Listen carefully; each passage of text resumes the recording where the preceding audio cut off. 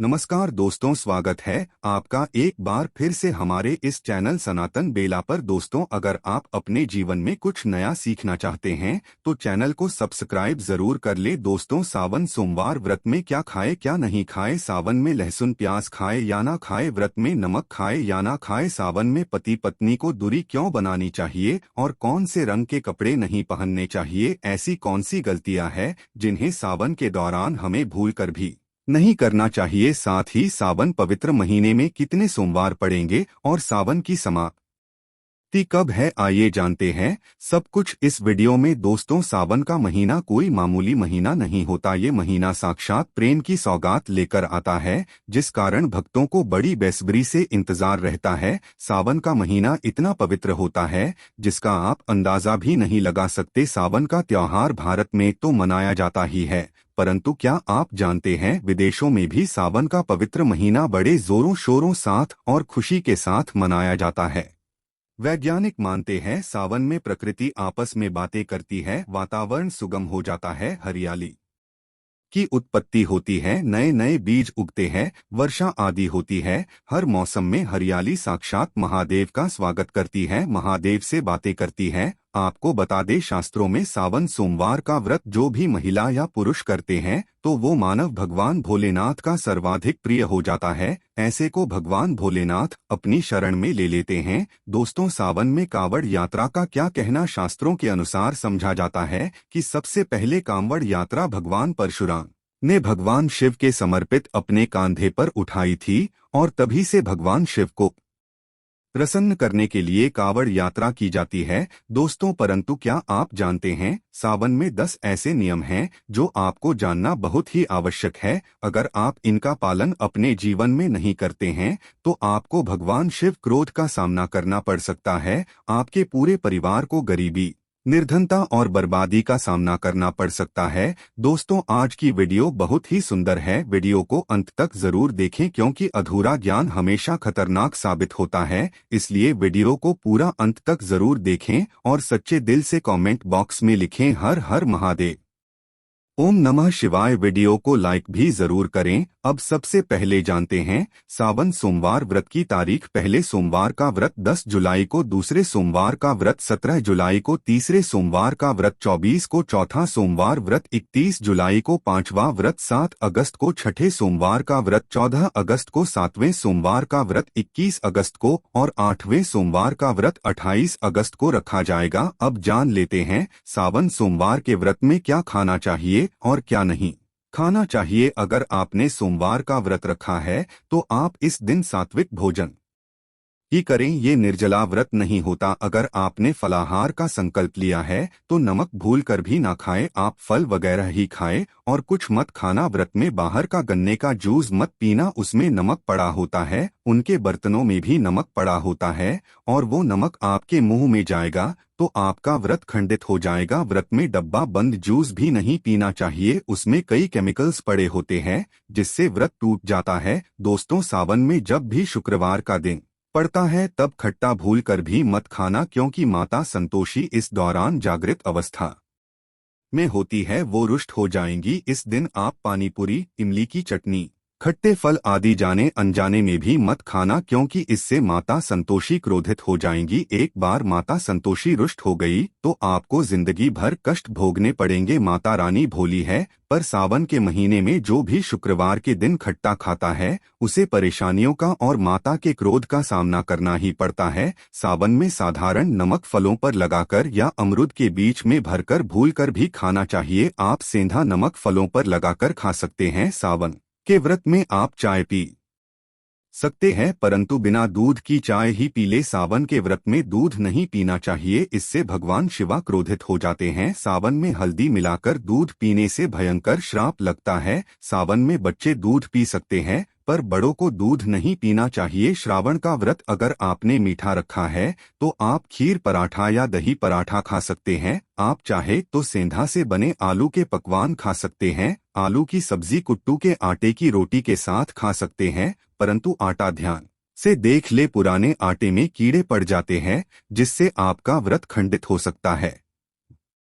व्रतधारी को सावन सोमवार के व्रत में आटा, बेसन, मैदा, सत्तू और अनाज का सेवन नहीं करना चाहिए। इसके अलावा हर मानव को मांस, मदिरा, लहसुन, प्याज इत्यादि का सेवन भी नहीं करना चाहिए। व्रत रखने वाले मानव को धनिया पाउडर या सादे नमक का सेवन भूलकर भी नहीं करना चाहिए। सावन में चाहे आपका व्रत हो या ना हो, किसी भी मानव को कढ़ी पकोड़ा नहीं खाना चाहिए और पत्तेदार सब्जियां जैसे पालक, मेथी, लाल भाजी, बथुआ, पत्ता गोभी जैसी सब्जियां या साग की सब्जियां भूलकर भी नहीं खानी चाहिए। ये जहर के समान मानी जाती है। इनमें कीड़े आ जाते हैं, सांप, बिच्छू वगैरह आ जाते हैं। और जो भी मानव सावन में बैंगन की सब्जी खाता है उस मानव पाप लग जाता है। इसी कारण लोग द्वादशी और चतुर्दशी पर बैंगन नहीं खाते। पत्तेदार सब्जियां क्यों नहीं खाई जाती, इसके पीछे पौराणिक कथा है। दोस्तों, सावन के पवित्र महीने में कौन सी गलतियां नहीं करनी चाहिए? ये गलतियां पाप का भागीदार तो बनाती ही है, साथ ही साथ ऐसा मानव में अटका रह जाता है। सावन में घर के सभी लोगों को सुबह जल्दी उठना चाहिए और जितना जल्दी हो सके कम से कम पहला सावन स्नान अवश्य करें। परिवार में सबको स्नान करना चाहिए। अगर कोई बीमार है तो उस पर गंगाजल की छींटे मार दें। सावन में किसी भी गरीब का अपमान न करें। क्या पता उस गरीब के रूप में भगवान शिव आए हो, क्योंकि भगवान शिव सावन में अपने भक्तों की परीक्षा लेने आते हैं। सावन में देर तक सोने वाली महिला का पति बर्बाद हो जाता है और उसकी मृत्यु निकट भविष्य में जल्दी हो जाती है। इसलिए पति के उठने से पहले सावन में हर स्त्री को जल्दी उठ जाना चाहिए और भगवान शिवा की पूजा करनी चाहिए। सोमवार व्रत को अवश्य करना चाहिए। ऐसा करने से धन लक्ष्मी का वास होता है। सावन में पति पत्नी को सहवास नहीं करना चाहिए। अगर आपने व्रत रखा है या आपकी पत्नी ने व्रत रखा है तो आप दूरी बनाकर रखें, क्योंकि ऐसा मानव इस दौरान भगवान शिव की शरण में होता है। सावन में घनघोर काले वस्त्र पहनकर शिव मंदिर में नहीं जाना चाहिए। चाहे तो आप अपने घर में काले वस्त्र पहन सकते हैं,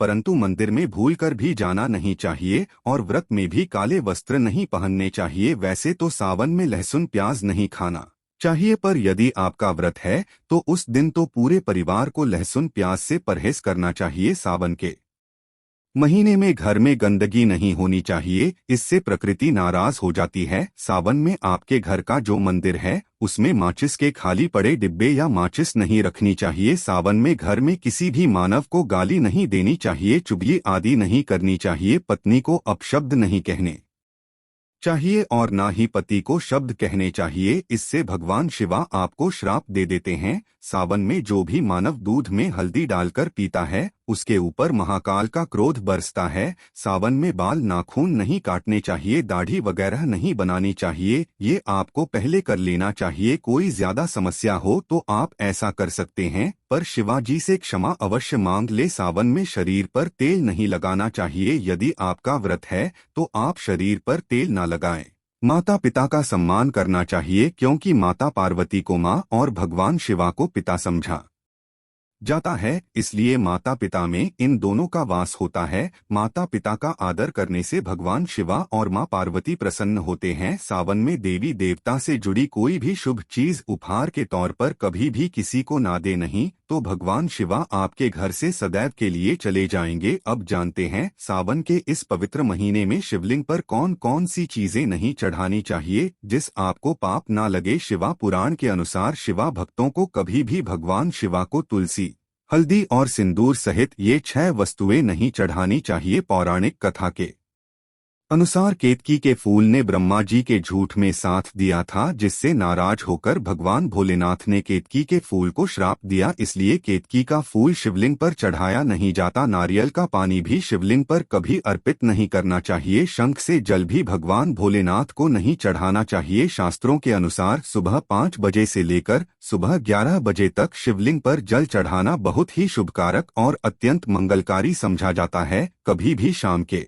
समय शिवलिंग पर जल न चढ़ाए। शास्त्रों के अनुसार शिवलिंग पर काली मिर्च चढ़ाने से रोगों का नाश होता है, साथ ही सुख समृद्धि की प्राप्ति होती है। घर में कभी भी अंगूठे के आकार से बड़ा शिवलिंग नहीं रखना चाहिए और शिवलिंग पर जल धारा अवश्य होनी चाहिए। भगवान भोलेनाथ को टूटे हुए अक्षर कभी अर्पित नहीं करने चाहिए, इससे वो क्रोधित हो जाएंगे। सावन के पवित्र कटे फटे बेलपत्र शिवलिंग पर अर्पित नहीं करने चाहिए। बेलपत्र की संख्या 3 होनी चाहिए। पत्ते पूरे साबुत होने चाहिए। आप 6 महीने पुराना बेलपत्र भी शिवलिंग पर अर्पित कर सकते हैं, परंतु वो कटा फटा ना हो। 6 महीने तक बेलपत्र पवित्र और शुभ समझा जाता है। सच चे दिल से बेलपत्र शिवलिंग पर चढ़ाने से 21 मनोकामनाएं पूर्ण हो जाती है। भगवान शिवा को दूध में पानी डालकर अर्पित नहीं करना चाहिए, इससे आपको फल भी उसी तरह का भगवान शिवा को एक बूंद भी आप अर्पित कर सकते हैं, पर दूध शुद्ध होना चाहिए और आपका मन भी शुद्ध होना चाहिए। शास्त्रों के अनुसार पीतल के कलश से शिवलिंग पर दूध चढ़ाना सबसे उत्तम बताया गया है। धार्मिक कर्मकांड में पीतल के बर्तनों का विशेष महत्व बताया गया है। विवाह आदि